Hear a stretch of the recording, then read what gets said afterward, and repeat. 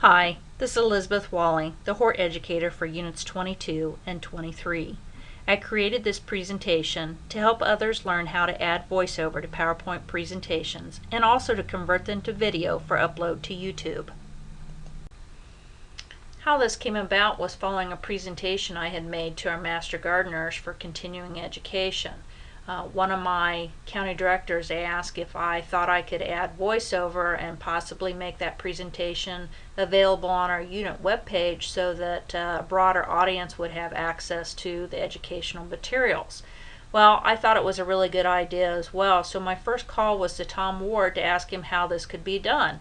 And a simple answer, he says PowerPoint can do voiceover. So I got started with a presentation that I had recently created. And this presentation was really specific to Master Gardeners who were working our help desk. And it assumed a much higher level of horticultural knowledge than I could have assumed with a general audience. Now, aside from editing slides to make sure that they're suitable for a general audience, also I would recommend that you take the time to create a script. And really, if you're like me, without a script, there tends to be a lot of ahs and ums, which you might have noticed because I'm not working from a script at this time. Now, aside from PowerPoint, you also need equipment to actually record your voice for the voiceover. What I'm using now is the built-in mic that is part of my laptop. I am sitting in front of the laptop with the lid open, speaking in a normal voice. And as you can see, I've circled where the mic is located on my laptop. But if you do want better vocal quality, you can use a headset mic or any other type of mic. I will note that the new laptops will require a USB plug for the mic for them to work. They don't have the same type of plugs that your docking station does or maybe a desktop has. When you go to record, you do this by going to the slideshow ribbon and you will click on Record Slideshow. You will get a pull down then that gives you the option to start your recording from the very beginning, and as you click the mouse it proceeds through the slides, or you can move into the presentation and start your recording anywhere in the slide, and you can do that by start recording from a current slide. Now once you make your selection, a new window will pop up that allows you to start your recording. Once you start your recording, you'll notice that there'll be a little counter running in the upper left-hand corner. Once you're finished talking, whether you're just recording one slide or you're doing the whole entire thing, you need to push the little X to stop your recording when you're finished. One of the really nice things about PowerPoint is that each slide can be recorded separately and PowerPoint will splice them all together. So if you don't have time to do a voiceover of an entire presentation, you can do it as time allows, one slide at a time. Now if you're really good at talking and you can get it done quickly, you can definitely do the recording all in one swoop. Regardless, any recording that you do for each slide stays with that slide. That means that if you need to rearrange slides later, the recording goes with it. So you don't have to re-record the entire presentation just because you change the arrangement of slides. Now, one of the things for the smoothest transitions that I have learned is that you want to make sure that you have stopped talking before you click the mouse to advance to the new slide. If you're talking still while you click the mouse, there's going to be a little bit of cutout in sound and it'll be a little bit jerky. Otherwise, PowerPoint does a beautiful job of splicing slides together. Whether you rearrange them or whether you had to go back and record slide 7 because you coughed or hiccuped or something to that effect. Now this is what it looks like after you've finished recording all of the slides, whether you did it one slide at a time, 3 slides at a time, or whether you did it in its entirety. But you'll notice each slide tells you how long you talked for each slide. And this is kind of nice if you have a presentation that you want to fit in for, let's say, 30 minutes and you're running a little bit long, you can kind of see where you talked a little bit extra on a certain slide and maybe record that particular slide and reduce the amount of time that you talked. And conversely, if you need to expand and fill a larger time slot, you can look and see where you didn't talk very much, and maybe you can go back to that slide and expand your discussion a little bit. I included this slide to show you that you can actually embed videos as well and do voiceover on this particular example as well. So this was a asparagus beetle larva that was brought into the help desk, and I ran it under my digital microscope and took a short little film. And so people can actually see the insect in motion embedded in the video, plus they can hear me talking about the insect pest itself and some of the little details that are associated with it. So this is just another example of some of the many uses of using voiceover capabilities within PowerPoint, but also the fact that you can embed videos within the video that you're making as well. So once you're happy with the voiceover that you've done on the presentation, have it saved as a presentation, the next step is to do a save as to a video file. Now, one of the things that I want to make a point is that this can take a really long time if you have a lot of pictures, or in other words, your presentation file is large. If it's really heavy in pictures or videos or such, it can take up to hours. So be careful not to close PowerPoint before the file conversion is complete. PowerPoint doesn't do a good job of telling you that it's still working in the background. Even if you've been working for a while on something else, it really doesn't tell you that something's running in the background until you try to close PowerPoint. At that point, a little window will come up and say, hey, we're doing a file conversion right now. Do you really want to close? So there is a little bit of warning, but I wanted to give you a heads up that this really can take quite a bit of time if you have a picture-heavy presentation that you're converting. So once you're ready to save it as a video, go to the File ribbon and select Save As. You're going to want to scroll down to the Windows Media Video, and once you select Save, this is the step that can take quite a bit of time if your presentation is large or has a lot of pictures embedded in it. So to upload to YouTube, first go to the YouTube website, which I have listed here. Click on Sign In. If you don't have an account already for the unit, you'll want to create a new account.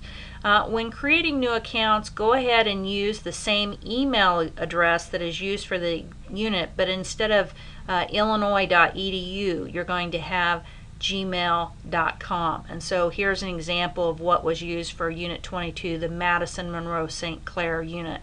You can see that it's our standard email address, but at gmail.com.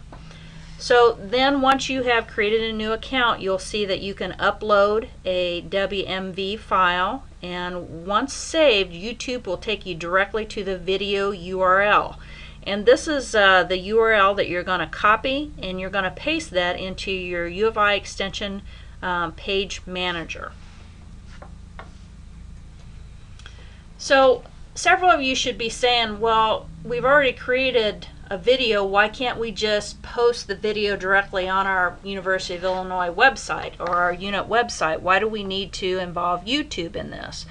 Well, I asked that same question, and the answer that we got back was the main thing is that it saves our server space, so on campus. So instead of it being stored on campus servers, this is stored on YouTube servers itself. So it's one of the ways for us to save space, but it's also that YouTube is already transcoded for multiple devices, meaning that people can access the web page and play the video from multiple platforms and it'll work.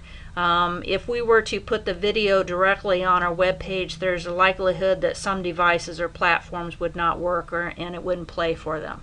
And also, this is available beyond unit web pages, meaning that if someone is on the YouTube website and they happen to be doing a search, in my case, for horticultural pests, they'll come up to my website without having come to the University of Illinois webpage.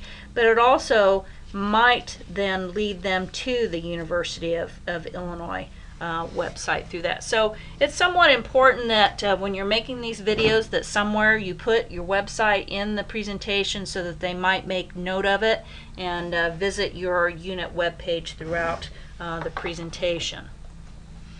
So here is what the YouTube page, and I mentioned that if you don't have an account, I've circled where you click to create an account.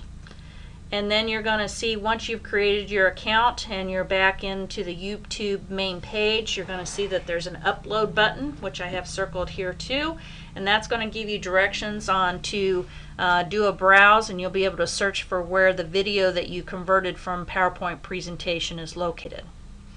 So now you have created a voiceover in PowerPoint, you have created it to video, and you have uploaded it to YouTube, and you have copied the URL where that YouTube video is located. What you need to do now is actually post it somewhere on your unit web page. So first thing you need to do is open the County Web Page Manager, and you need to decide which location you're going to use for this posting. You're going to copy the URL directly from YouTube to your extension URL box. In my particular case, the video was added as a feature item. We're currently in discussion with Jane Sherrill on how best to archive videos. So we don't have a specific place that's called archive videos, but hopefully we will in the future, or come up with an even better location. But for now, the unit can decide where they're going to post each one of the videos. So here is, I'm kind of skipping back to YouTube, showing that when you upload a video, it immediately goes to it, and here's the URL, and this is where you would have copied it. And so now I'm going to where the extension website manager is located. So this is one of the ways to get to it. If you go to My Extension, and on the Home tab, you can see that My Web Tools, if you have authorization, you should have an extension website manager. Now I decided, as I said, to add it to a home page feature. It can be added elsewhere throughout the web page, but for the example's sake today, I added it as a home page feature. So I did an add new, and then a little window came up and it says, how long do you want this to be available? And you can see that I uploaded it in late September, and I'm going to run it through late November. And I have a basic little text to describe what this video is, and that is where you can see where I pasted in the YouTube URL directly there, and then it'll ask for you to select an icon, and then you can save it. So after you've added all the required information into the page manager, once you go back to the unit web page, you'll see here that people visiting the website can go directly to the video by clicking Learn More. And once they click Learn More, it takes them directly to the URL. In this case, it's YouTube, and they can then watch the video with the voiceover. In fact, they can go back to it as many times as they like. So again, one of the nice features about this is that they can access the video not only through our unit web pages, but also in the open web through YouTube itself. I hope that I've provided enough information that you feel comfortable doing your own voiceovers and adding them to our web pages so that your work can be viewed by a much larger audience. So this time I'll say thanks for your attention and good luck with your voiceover endeavors.